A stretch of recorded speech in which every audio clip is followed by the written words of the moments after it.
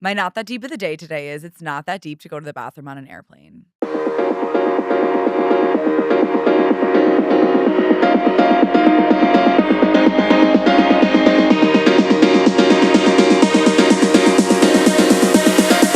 Wait, it's not that deep.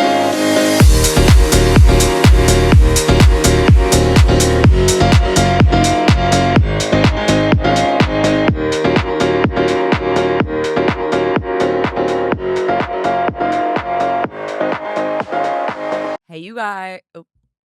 Hey, you guys. Welcome back to NTDOTD. I'm loving these. I'm having fun. I'm having a good time. My not that deep of the day today is it's not that deep to go to the bathroom on an airplane. I think that me personally, I'm a big aisle seat girl. Before they started charging you $80 to like pick your seat, I was picking aisle. Something about the aisle is comfortable to me. And when I say something, it is the fact that I can get up and not bother people to go to the bathroom. My bladder is like pretty consistent. And by consistent, I mean like if I drink ample amount of water, I'm going to have to pee every 47 minutes. And it's not a science yet, but if I'm on a 3-hour flight to Florida or Dallas or Denver or LA, um, I'm gonna pee once or twice, and I'm not gonna hold it. Why are we holding our bladders on an airplane? Because people think it's that deep to go to the bathroom on an airplane. Okay, so I'm gonna do a couple different perspectives because I like to gain the perspective of all parties. So me on the aisle seat. If I'm on the aisle seat, God willing, uh, if I have to pee, I'm going pee. It doesn't affect anybody. You know who it does affect actually? When you're like half asleep, trudging up the aisle, trying to like get to like the 2x2 bathroom. And then there's a line, and there's a guy with a big belly who decides to stand up on the plane. And you have to like almost grind on him to get through to the bathroom. And it's like, you should have to Venmo me for this.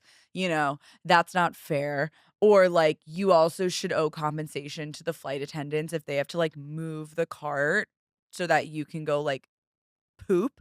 Like, that's not fair. If the drink cart is in the way, wait. If it's an emergency, communicate.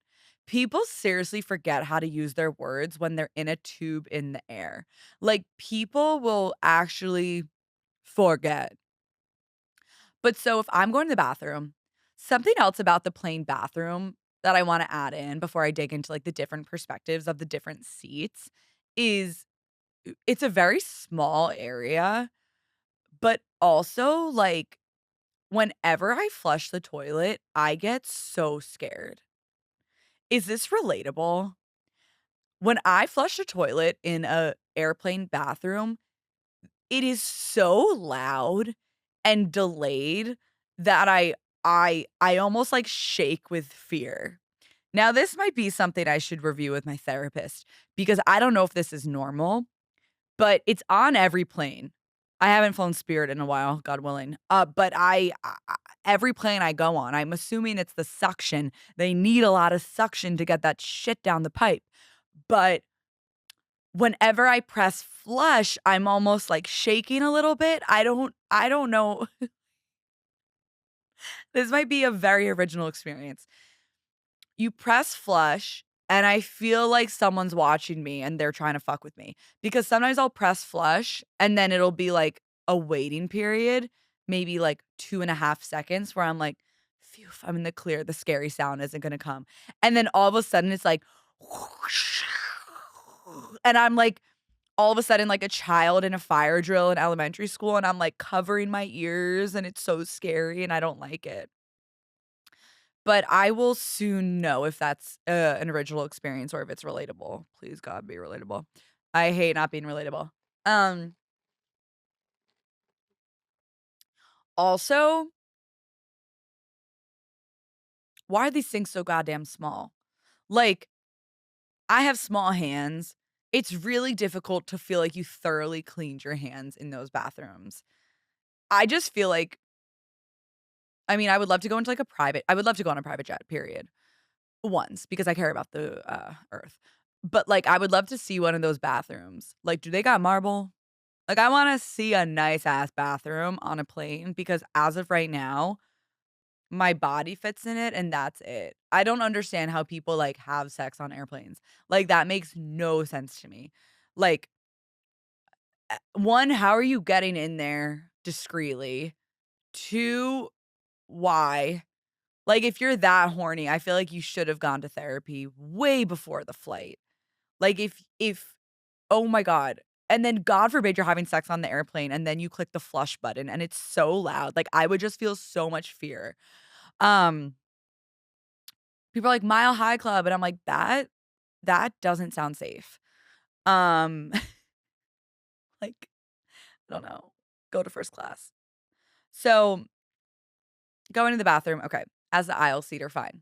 Middle seater, you're at a disadvantage. You are at a disadvantage from the start, honey. I'm never looking at the person in middle seat and thinking, "I look up to you." I'm just not. There's something about a middle seater that says you will settle. You are happy with the bare minimum. You were told you had to sit there and you just took it? What the hell? I've been the middle seater many times. Many times. I'm a pretty good middle seater because as a middle seater, you obviously get both armrests. And when people don't respect the both armrest rule to the middle seater, I get pissed off. Nowadays, you can spend more money to, like, be on the aisle in the window, but I don't think that's fair. I don't think that's fair because I feel like because you spent more money on that, you assume that you have the right to someone's armrest, and that middle seater has nothing to live for. They have nothing, okay? They don't have extra legroom, they don't have a window to lean on, they don't have the ease of going to the bathroom because they're in an aisle. All they have to live for are these armrests, and you're gonna take it from them? I don't think that's right. That might be that deep. The middle seater has to go to the bathroom. I feel bad for them, and I feel bad for myself when I'm in the middle seat. The same thing for the window seat.